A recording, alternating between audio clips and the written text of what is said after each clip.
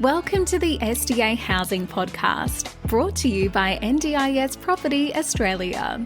Before starting this episode, we need to provide a general disclaimer. Information contained in this podcast is general in nature only. It does not take into account the objectives, financial situation, or needs of any particular person. You need to consider your financial situation and needs before making any decisions based on the information in this podcast. And you should consider seeking independent and professional advice for your personal circumstances. All right, let's begin.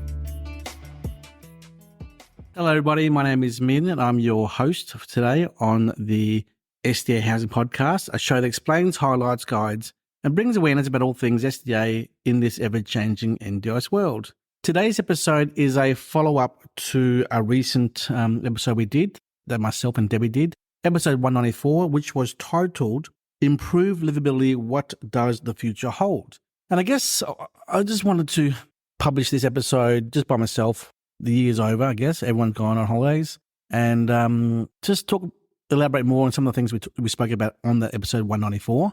We did have a follow-up email or message from Mr. Bruce Bromley from SDA Consulting Group, one of our friends in the SDA world. And he made a comment, and I just wanted to read out and clarify, because I'm sure there will be other people in the same boat who are asking the same questions to what we spoke about in the episode 194. But let me just go back a little bit about what we covered in episode 194. So in that episode, we talked about what's going to happen to IL long-term, short-term, medium-term, I guess.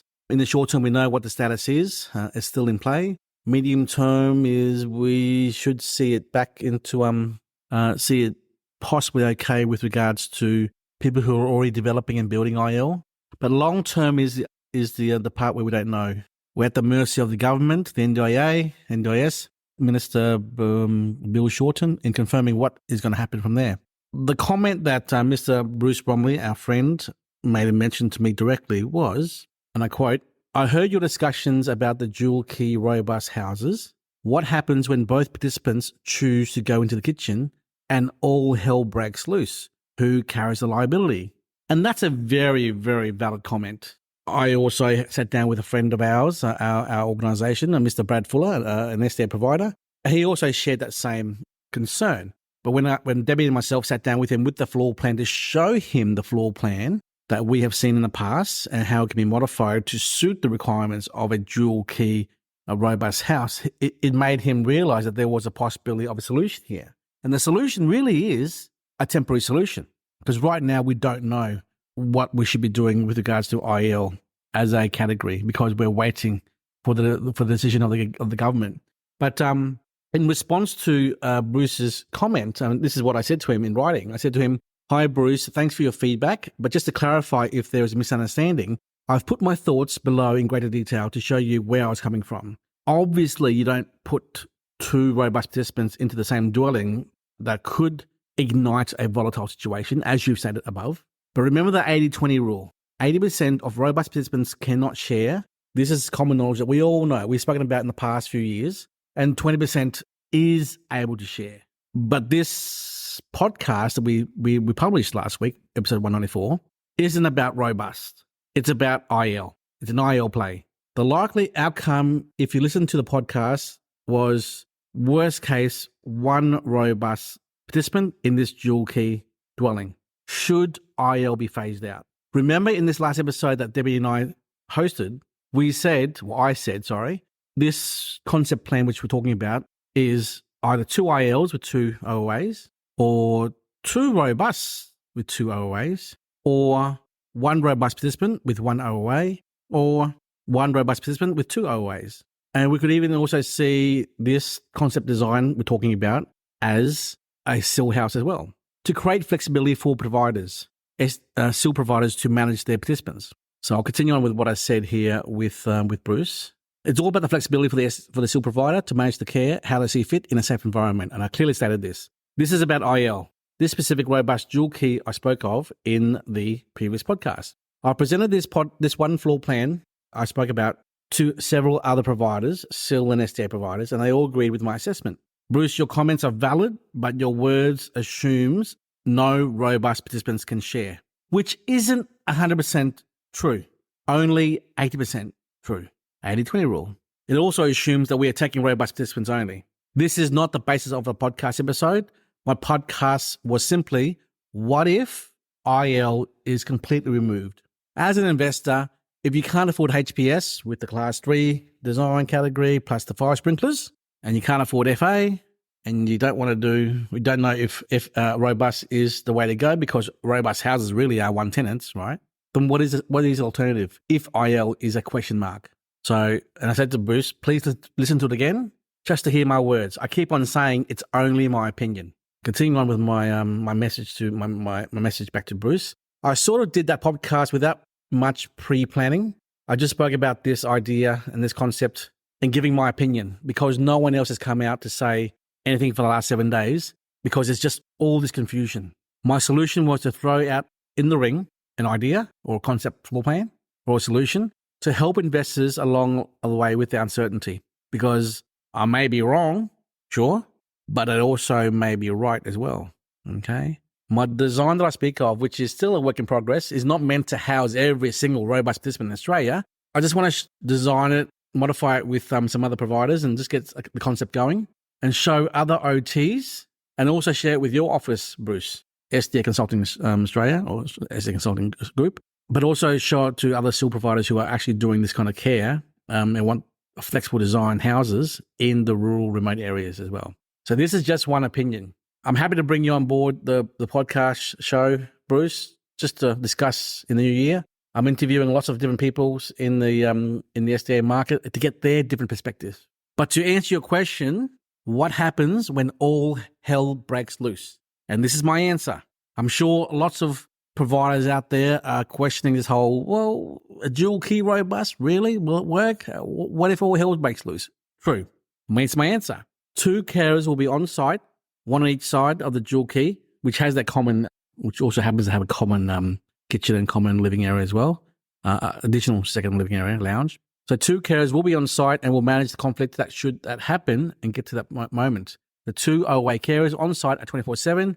I assume that you thought I was talking about 1 carer on site. No, there's 2 carers on site. There would be a minimum of 2 carers in the house at any one time. Minimum of 2, could even be 3 or 4 carers in the house at the same time with these 2 robust participants. You have seen this as well. 2 or 3 carers looking after 1 robust participant is possible in the SIL market. Besides which, personality matching process would not see 2 robust participants in the same house if there was going to be a volatile situation to ignite. I am sure that the SDA provider would have filtered and vetted both the participants and their SIL providers thoroughly beforehand.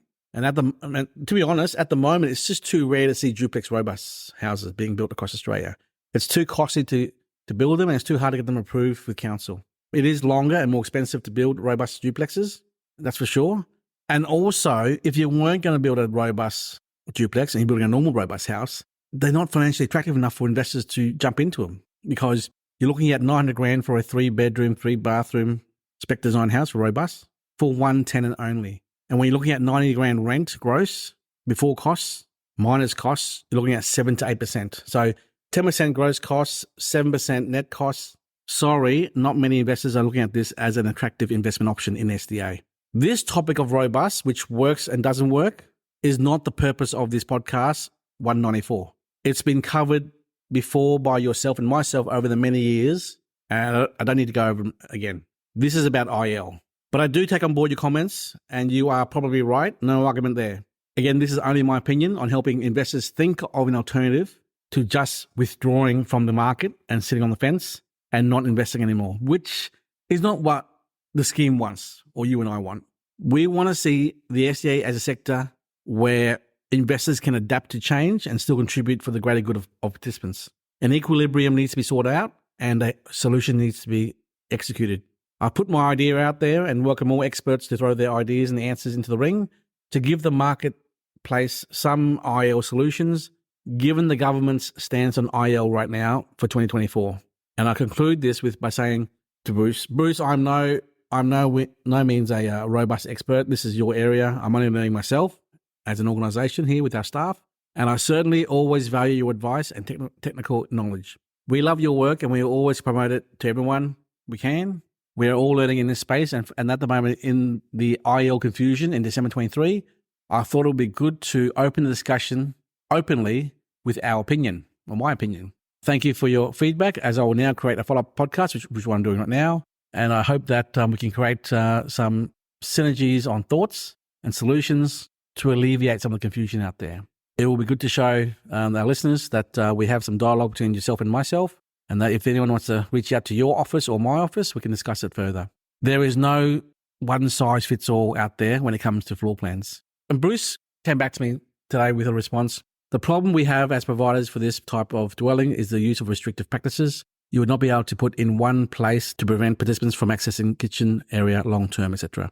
Robust is a challenging area. We have had many discussions with many different groups around Australia, and it's a work in progress. So, overall, I just want to conclude by saying we hope to engage more experts in the SDA field around Australia, OTs, architects, designers, and assessors, to see what their thoughts are.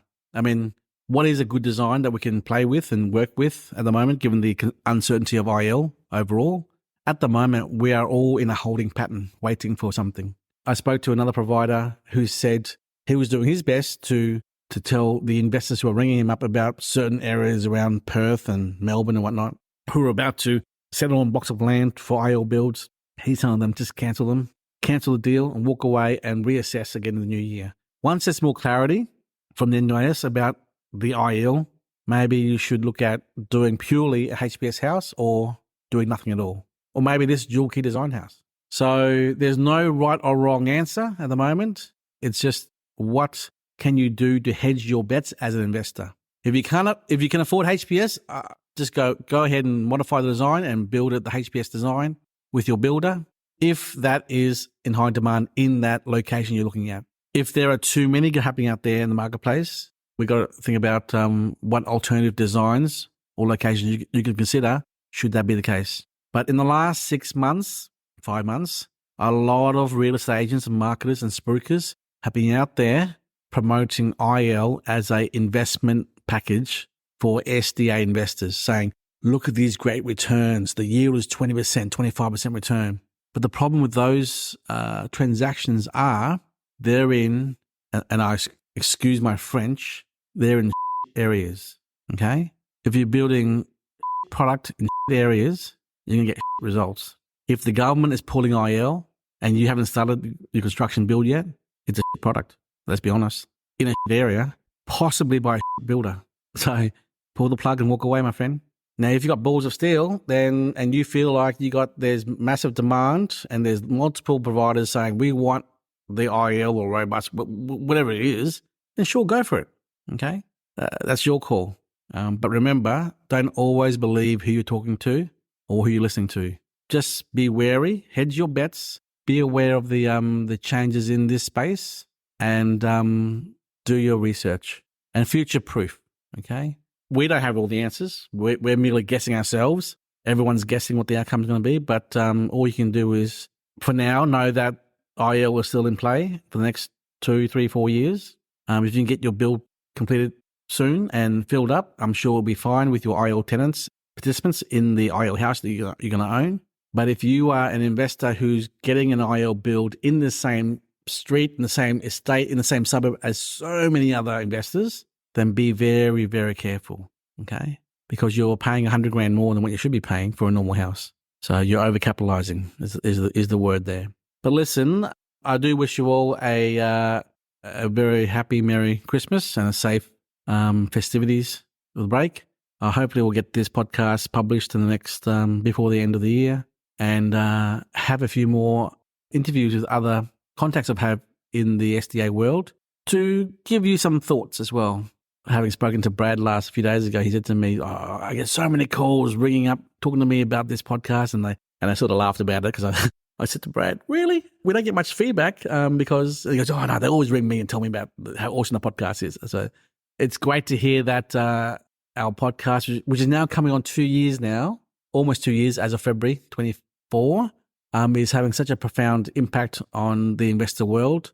one of our new staff, Larissa, she says that there's nothing out there in the marketplace to give guidance or education to people in the industry or investors. So we're merely doing our best the last 2 years and even now, two shows a week, to give as much feedback, exposure to other experts in the SDA world and NDIS sector as well, to you, our listeners, to understand that there's more happening in the background overall than just SDA. When we don't know everything, we are in a very niche area ourselves as SDA consultants ourselves. But together, we all collaborate together, work together, sharing information, sharing knowledge, and sharing our experiences as well to give guidance back to you, the investors, our listeners, to have confidence in the future of NDIS 2.0. And that's all we can say. And that's us wrapping up for our last podcast for the year, which will all roll out with a whole bunch of other episodes coming up in the next few weeks, which have all been pre-recorded and for your